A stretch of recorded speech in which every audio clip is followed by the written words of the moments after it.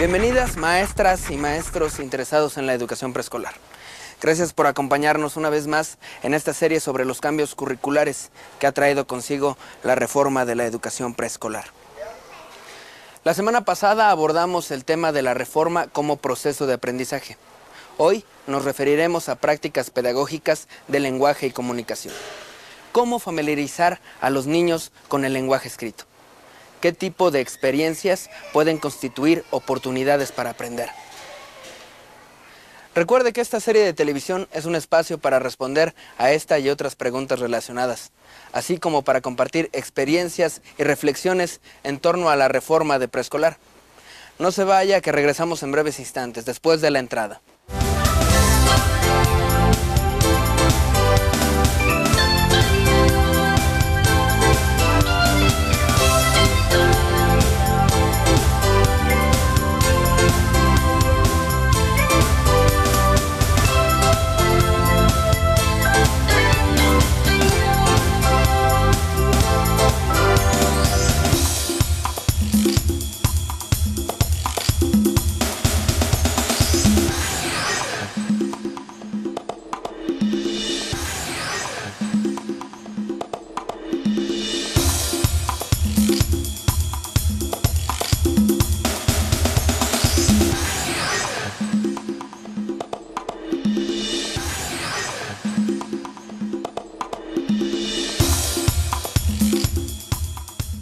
En esta ocasión nos acompaña la maestra María Hernández Medina de Ciudad Juárez, Chihuahua, quien compartirá con nosotros algunas de sus experiencias en el proceso de reforma en educación preescolar, específicamente en lo que respecta al campo formativo, lenguaje y comunicación.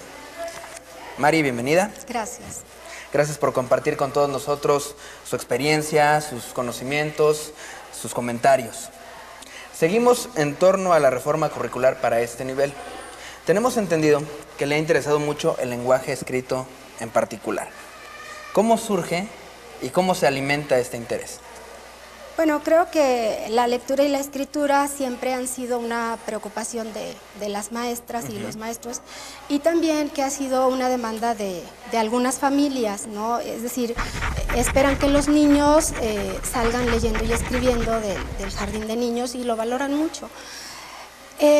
Incluso, bueno, esto ha llevado a muchas maestras a que reflexionen sobre cuáles son las mejores formas de que los niños se acerquen a la lectura, se acerquen a la escritura, y en ese sentido, en mi caso particular, también, bueno, he descubierto de alguna manera la idea de que el lenguaje es prioritario, ¿no? Y es prioritario no por un interés, o un deseo, ¿no?, de elegir algún área del conocimiento, sino es prioritario porque el lenguaje es una herramienta que nos sirve para pensar, que nos sirve para expresar, que nos sirve en general para representar el mundo. Sí. Y bueno, en varios momentos usted ha hablado de las maestras y los maestros apasionados por trabajar y conocer específicamente ese campo, el campo del lenguaje y la comunicación. ¿Qué nos puedes comentar acerca de esta idea? Yo creo que la actitud por aprender se puede promover, se puede enseñar. Compartir. No, compartir, exacto. El docente no es solamente quien enseña, sino también constantemente, todos los días, está poniendo en juego capacidades que le ayudan para usar lo que sabe, buscando nuevos aprendizajes, es decir, para aprender más, ¿no?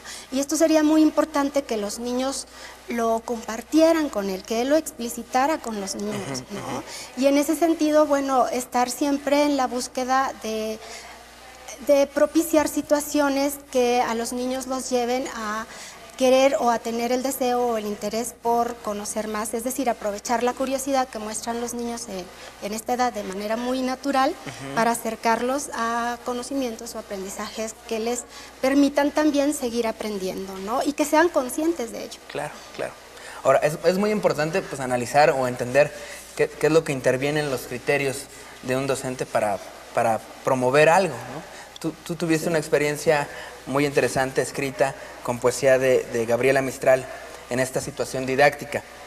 ¿Qué tomó en cuenta cuando propuso a los niños que escribieran poesía y qué lograste? ¿Qué logró con ello? Perdón por hablarte a veces. No, no importa, es mejor. La idea de este trabajo no era solamente que los niños escribieran poesía, esta era una parte de la situación en la que los niños iban a hacer o a tener oportunidad de hacer otras cosas, ¿no? Yo creo que el primer criterio y el más importante para mí fue en relación a lo que comentaba hace un momento. No sabía casi nada de Gabriela Mistral, ¿no? Y nunca había trabajado durante todo el año, habíamos trabajado diferentes tipos de texto, pero nunca un texto centrado en la autora o el autor del mismo. Y en ese sentido, bueno, eso fue lo que me permitió tomar la decisión. Me parece que el hecho de que todo el año los niños hubieran estado en contacto con distintos tipos de texto, tanto oyéndolos como escribiéndolos, les permitió pues de manera inmediata aceptar la actividad. Y en este sentido también me parece que parte de la intervención docente tiene que ver con buscar estos momentos donde tú puedes proponer una situación y enganchar a los niños, no porque la situación es retadora, porque es interesante, porque les presenta ciertos desafíos, pero que también se puede conectar con cosas que ya habían venido desarrollando, ¿no? Yo creo que sería muy difícil plantear una situación de trabajar poesía, por ejemplo, si nunca se hubiera tenido la experiencia en ese sentido. Y también quiero aclarar que esta experiencia en lo particular me permitió a mí deshacerme de algunas ideas, ¿no?, que todavía son fuertes y que todavía se pueden presentar en el trabajo. Es decir, por ejemplo, esta idea de que ya al final de curso, las últimas semanas, el último mes, ya con los niños no puedes trabajar nada, ya se quieren ir de vacaciones, llegan insoportables, ¿no? Y todo este tipo de ideas que manejamos las educadoras, que lo mismo pasa con el recreo. Es decir, después del recreo ya no se puede hacer nada, ¿no?, porque los niños llegan muy cansados. Entonces, con este tipo de experiencias yo pude comprobar que eso no es cierto, ¿no? Depende más de las condiciones en las que los niños puedan trabajar y puedan seguir aprendiendo. El hecho de que se vayan acercando las vacaciones no tiene nada que ver, ¿no? También, bueno, me parece importante que el maestro pueda también, en este sentido de aprender o de apasionarse por aprender, pueda platicar con los niños acerca de, por ejemplo, o sea, es que yo tampoco sabía, ¿no? Y entonces puedes estar leyendo un texto y decirles, esto está muy bonito. No, o no lo sabía y ya lo sé. Y entonces los niños empiezan también como a explicitar cuándo pueden encontrar algo que les ayude a ampliar lo que ya sabían, o que sea nuevo, o que les ayude a cambiar sus propias ideas, ¿no? Y esto depende más de la actitud de los maestros. Claro, claro. Pues muy bien. Pues vamos ahora a ver algunas ideas de la doctora Ferreiro acerca de lo que significa introducir a los niños en el uso del lenguaje escrito. Tal vez la recuerden, están en su libro Alfabetización, Teoría y Práctica.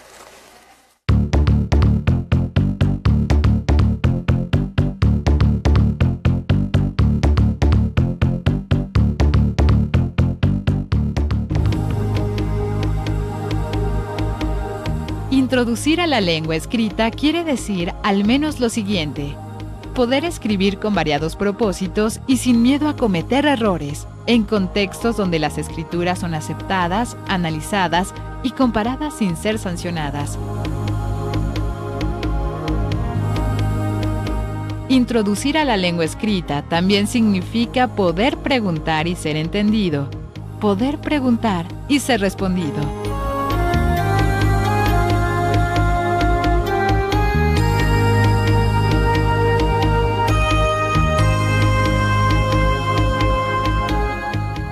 Mari, según tu experiencia, ¿qué es lo más importante de la intervención del docente y cuál es el reto más grande para la maestra, para el maestro respecto a la organización del grupo, sobre todo en situaciones que buscan impulsar las competencias del lenguaje? Bueno, me parece que uno de los retos es pensar, diseñar y llevar a la práctica situaciones donde los niños tengan la oportunidad de hacer usos diferentes o ser usuarios de la lengua escrita, de la lectura, con distintos propósitos en situaciones diversas, ¿no? Porque esto también implica el gran reto de que el maestro necesariamente tiene que ser usuario de la lectura y la escritura. Difícilmente podríamos promover situaciones en el aula donde los niños tengan esta posibilidad, una posibilidad real, si nosotros no somos verdaderos usuarios de la lectura y la escritura. Y aquí quiero poner un ejemplo de cómo también a partir de ciertas actividades que hacen los niños uno puede crear vínculos afectivos, ¿no? Es decir, cuando los niños producen un texto hay que pensar cómo lo producen, ¿no? Hay que imaginar si se trata de un texto que es carta, un cuento, una fábula, una noticia, un recado, no sé, hay que pensar qué tipo de texto es y en qué situaciones los niños podrían escribirlo, porque a veces pueden escribir textos en pequeños grupos, en parejas, pero otras veces necesariamente tendría que ser individual. Claro. Y en ese sentido, bueno, la transcripción es muy importante porque le permite a los niños poder usar su texto, el texto que escribieron, leerlo y en ese sentido entender que la escritura tiene este sentido de que otros escuchen lo que ellos han escrito, ¿no? Exacto. ¿Y cómo reaccionan los niños cuando una maestra les propone una actividad de lectura y escritura? ¿Y qué otros textos has utilizado en tu aula? Bueno, al principio no es que los niños rápido reaccionen con mucho entusiasmo y muy alegres, ¿no? Las primeras experiencias generalmente son de yo no sé escribir, no sé leer, ¿no? Incluso eso les fomentan en la casa, son chiquitos, entonces no saben. Y yo creo que a partir de estar promoviendo cotidianamente y sobre todo valorando las producciones, respetando las producciones de los niños, ellos van asumiendo que la escritura de ellos es distinta entre ellos mismos, con un adulto o con niños de a lo mejor el siguiente grado, pero que es escritura y que pueden, a partir de poner marcas gráficas en los textos, decir lo que piensan, lo que sienten, ¿no? Informar, recrearse, es decir, poner en relación todos estos propósitos de la lectura y la escritura. Y en ese sentido, después de que uno está cotidianamente invitando a los niños a usar o asumir actos de escritores, los niños lo asumen cada vez mejor y van avanzando en este aspecto de incluso ir descubriendo aspectos del sistema de escritura. Ahora, tú lo decías, en la casa les dicen, los padres de familia son muy importantes en este aspecto, son especialmente demandantes cuando se trata de lectura y escritura. ¿Cómo reaccionan las madres y los padres de los niños frente a propuestas como las que tú comentas, ¿no? ¿Tienen alguna forma de participación desde el enfoque en que estamos hablando? ¿Qué hacen? Sí, yo quisiera primero decir que es un poco contradictorio, ¿no? Ajá. Porque de pronto encuentras expectativas de las familias de querer que los niños se disfracen de lo que sea, pero que se disfracen porque se ven muy bonitos. Ajá. Y de pronto encuentras expectativas muy rigurosas en cuanto a que quieren que rápidamente accedan a la lectura y a la escritura convencional.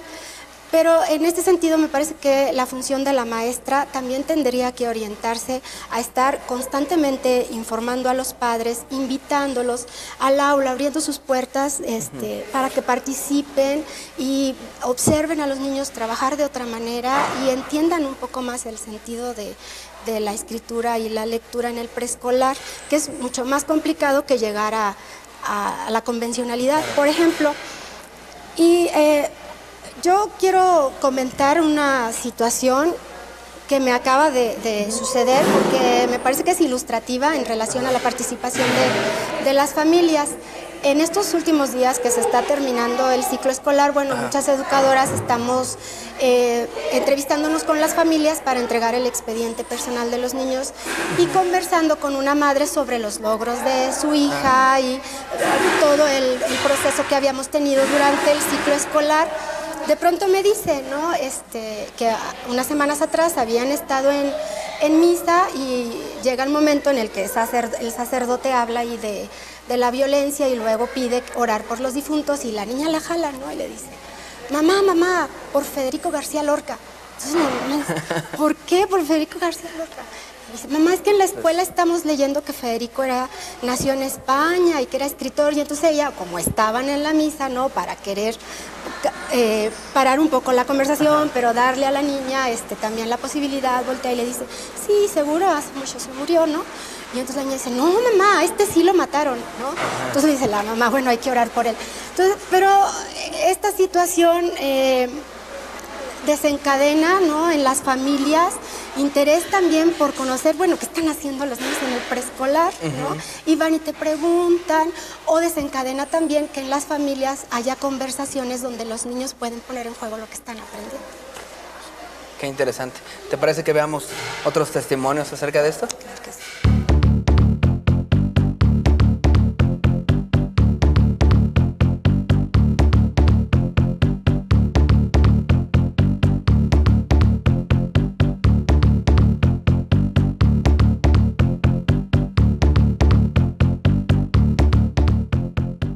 Como le hemos dado mucho peso a esta situación en donde ellos reflexionen, en donde ellos mismos elaboren sus preguntas, traten de contestárselas, creo que no importa en qué campo, ellos han adquirido un pensamiento reflexivo que les permite apropiarse de los conocimientos y de nuevas capacidades.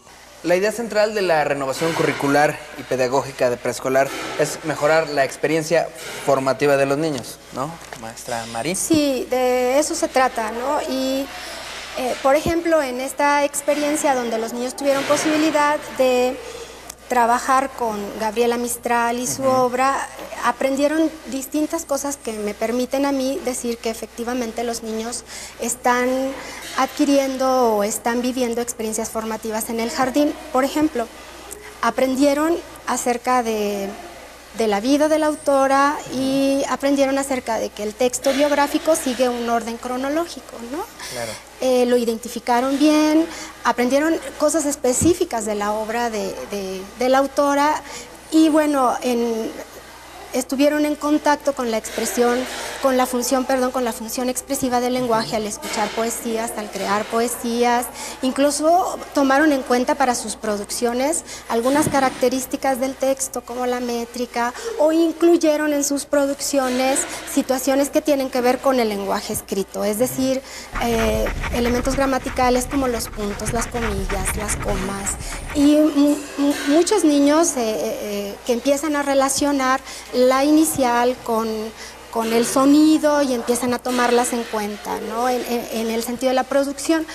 Otra cosa importante es que a partir de la audición de la poesía, los niños pudieron encontrar significado al lenguaje. Y en todas estas situaciones que estuvieron viviendo durante 3 semanas aproximadamente, los niños pudieron poner en juego capacidades que tienen que ver con la observación, con la elaboración de hipótesis a manera de inferencias o de especulación, porque hubo una situación especial dentro de la experiencia. No encontrábamos un dato, que era el dato de la causa de la muerte de Gabriela Mistral, y teníamos varias fuentes. Entonces los niños estuvieron comparando las fuentes y no encontrábamos el dato. De hecho, no lo encontramos, ¿no? Fielmente no lo encontramos.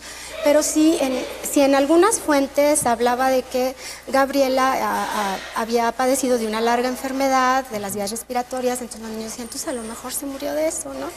Y bueno, incluso había ideas de que, y si no está muerta, si está viva, porque como no decían los textos, ¿no? Entonces otros niños decían, no, ¿cómo que está viva? Si aquí está la fecha de nacimiento y la fecha en que murió, ¿no? Y entonces, bueno, también parte de los retos del maestro es dejar que los niños piensen, ¿no?, vayan haciendo hipótesis y vayan buscando fuentes en donde comprobar o desechar esas hipótesis. En este sentido, si los niños en el jardín de niños tienen posibilidades de poner en juego estas capacidades, en ese sentido estaríamos hablando de que verdaderamente se están llevando una experiencia formativa. No importa que no trabajen con Gabriela Mistral. Hay muchísimas otras cosas por las que trabajar, de las que trabajar, pero acá el reto, insisto, para la educadora es plantearlas desde la perspectiva de que se pongan en juego las capacidades, ¿no? Y en ese sentido,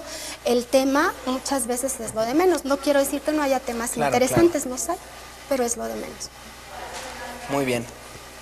Bueno, pues nuevamente acudimos a la doctora Emilia Ferreiro, que como saben todos ustedes tiene una importante trayectoria en el ámbito de la investigación sobre los procesos de aprendizaje de la escritura.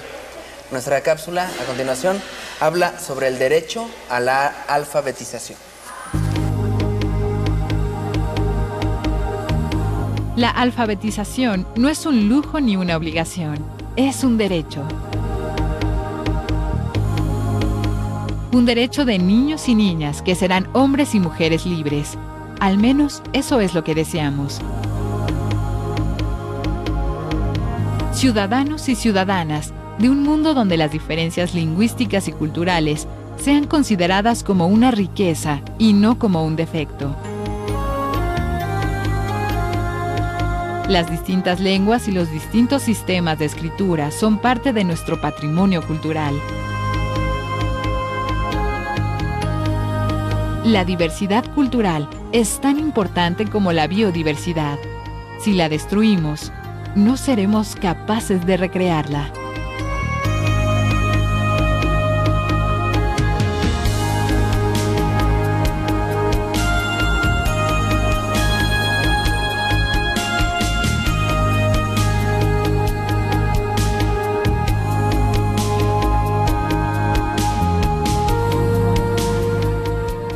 Bueno, con esta reflexión de la doctora Emilia Ferreiro casi llegamos al final de nuestro programa. Maestra Mari, ¿quiere concluir con alguna idea en particular? ¿Alguna recomendación para los maestros y maestras? Sí, quisiera decir que hay que hacer el esfuerzo por no poner límites a las capacidades de los niños. Creo que ahorita, en este momento, muchas educadoras enfrentamos muchos problemas por tratar de traducir los planteamientos de la propuesta en la práctica. Sin embargo, creo que vale la pena el esfuerzo, ¿no? Y que hay distintos apoyos a los que podemos recurrir, como los módulos, el taller general, el mismo programa, que nos pueden ayudar a imaginar estas ideas donde los niños tengan posibilidades mucho más ricas que las que han tenido tradicionalmente. En este sentido también quisiera decir que en el caso de la lectura y la escritura, hoy sabemos que son elementos fundamentales para darle voz a los ciudadanos, es decir, que pueden hacer ciudadanos distintos, ¿no? Donde pueda minar un poco el asunto de la desigualdad. Entonces no pongamos límites a las capacidades de los niños. Claro. Bueno, pues ha llegado la hora de despedirnos. Le agradecemos mucho a la maestra María Hernández Medina su participación en este programa. Y bueno, a ustedes, amigos, los invitamos a que se comuniquen con nosotros. Sus comentarios nos interesan mucho y lo pueden hacer ingresando a la página www.reformapreescolar.cep.gov.mx. Los invitamos a que sigan nuestro siguiente programa, así que hasta entonces.